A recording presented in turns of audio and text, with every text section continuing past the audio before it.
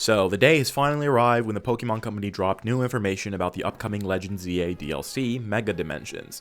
They released it this morning in a short 3-minute trailer with additional free side mission that you can get via the mystery gift option or something, which is cool, whatever.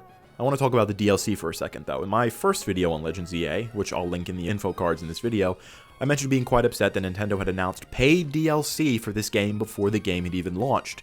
When that's the case, it typically means that this content was included in the base game, or that should have been included in the base game, but it was excluded purposefully to resell to consumers later. Already an awful and shitty business practice. Standard for Nintendo at this point, but I think it gets worse. For an additional $30, and mind you, I paid $70 for the base game to play on my Switch 2, you can access the quote-unquote upside-down Lumio City. Here I was in my first video thinking they'd actually open up Kalos for a bit more and let players venture outside the city. How ignorant I was. What they've done is color inverted the map and added a bunch of additional mobs from other various gens into the game. That's fine and dandy, I guess. Folks in the comments section beneath the video were eating it up. Oh my god, Mega Chimecho, buying! If that's all it takes to get us to spend an additional $30 on content that should have been included in the base $60 to $70 game, we're cooked, chat. We're fully cooked. Folks were also excited about the new level spikes that Pokemon in the Upside Down have. There was a level 164 Marowak. Cool, whatever, I guess. But I hope people hyped about this know that it'll likely only be in this distorted reality that Pokemon can obtain these additional levels.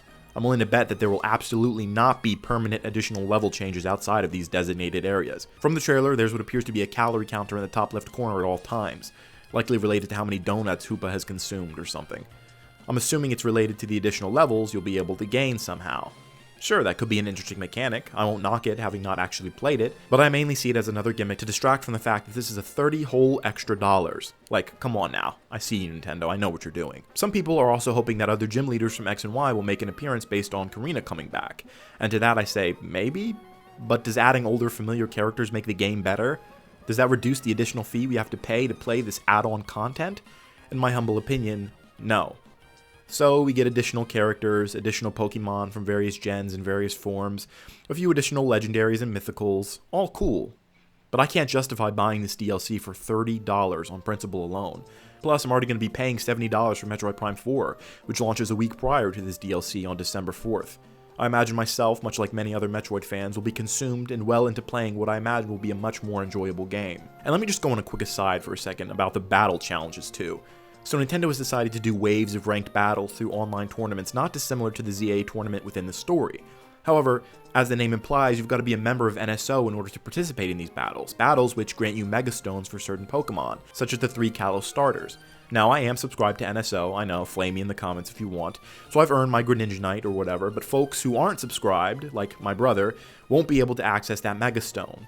Ever. Once a wave ends, and that wave has ended, that content is likely gone forever. Sure, they may try to sell it back to us at some later date, for a paid something, I don't know, but I don't imagine it'll be accessible again for free. There's no excuse as to why this couldn't have been included in the base game, with no additional cost. It's Mega Stones for crying out loud, it's an optional power-up mechanic. It's ridiculously greedy in my opinion, adding to the already egregious cost of entry to what amounts to a mediocre Pokemon game, as I've said.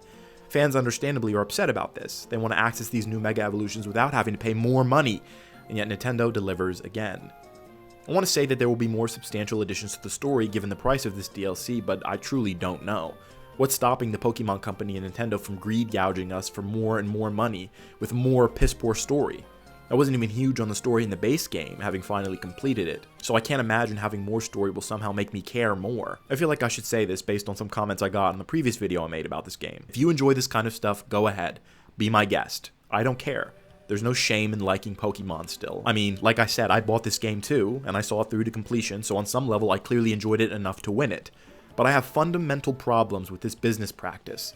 Releasing additional $30 DLC for an already mediocre game would have been unacceptable several years ago, but now we've somehow just accepted it. And in fact, there's a group of us now encouraging it and actively cheering it on for the bare minimum. Oh, look, they've added a Mega Evolution to a Pokemon I love. I've got to spend $30 to get it.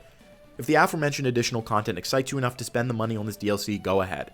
I can't say that I'll be purchasing it anytime soon, if at all. If I really think about it, I don't see myself coming back to this game once I've gotten the Shiny Charm, which I've just about done. But again, if that's your thing, knock yourself out. I hope you have fun. I just think that this $30 could be spent elsewhere on a game that had more time and heart put into it. Those are just my thoughts though. As always, thanks for watching.